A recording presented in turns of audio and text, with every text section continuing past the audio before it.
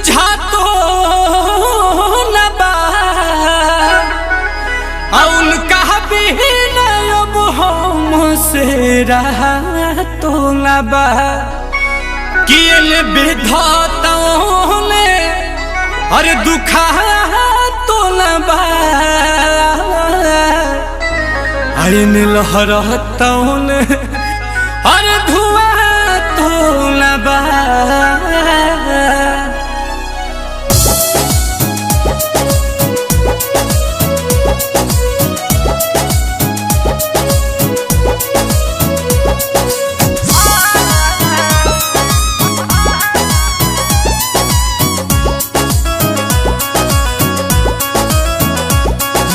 दिलावा में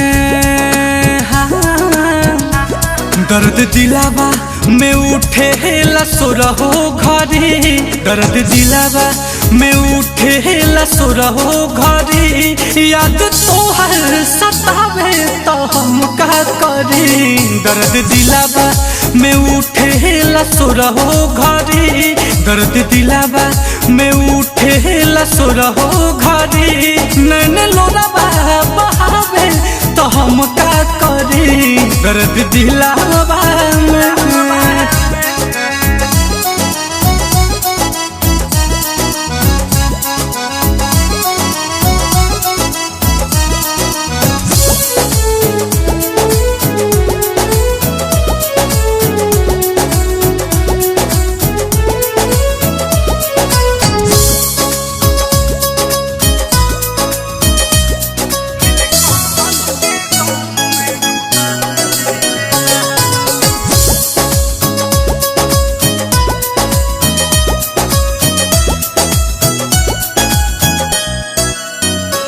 प्यार कहने के पहले बुझाइल नहीं समझावल दिमाग में तयाइल नहीं।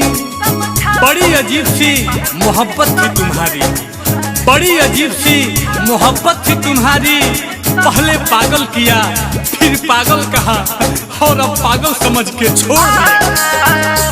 प्यार कहने के पहले बुझाइल नहीं समझावल दिमाग में तयाइल नहीं।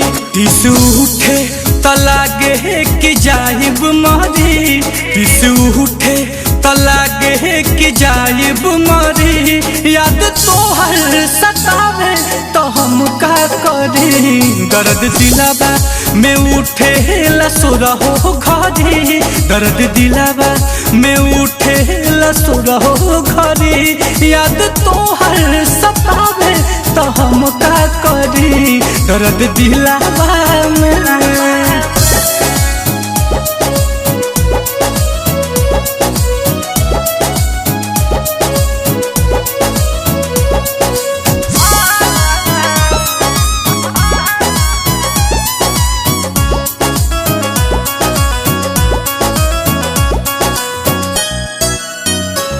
प्यार भइल तो मिठाई हम बटले रही तुहरा चक्कर में हाथ अपन कटले रही।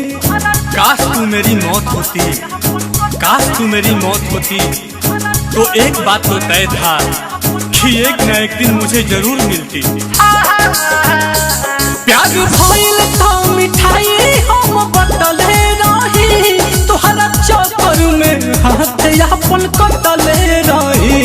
इहे बात सोची सोची जाता जीवा जरी इहे बात सोची सोची जाता जीवा जरी याद तोहर सतावे तो हम का करी दर्द दिलावा में उठे लसुरहो घरी दर्द दिलावा में उठे लसुरहो घरी याद तोहर सतावे तो हम का करी दर्द दिलावा में।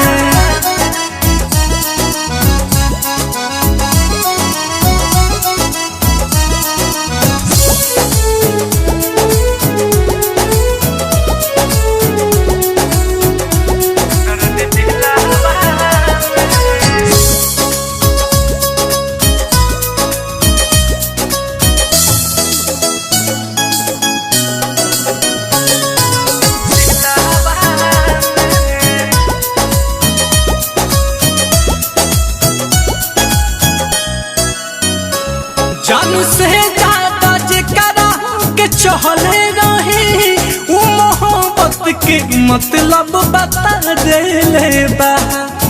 हर रोज खा जाते थे वो कसम मेरे नाम की, हर रोज खा जाते थे वो कसम मेरे नाम की। साला कारण तो आज पता चला कि जिंदगी धीरे धीरे खत्म क्यों हो रही है। पाठक रोहित सहज सहज बतिया कही नीलकमल के गाँव में डूबा देले बा। नीलकमला नीलकमला नीलकमला जे तड़पी तपरबे करी याद तोहर सतावे तो हम का करी। दर्द दिलावा में उठे लसुरहो घरी, दर्द दिलावा में उठे लसुरहो घरी। नैन लोरावा बहावे तो हम का करी। दर्द दिलावा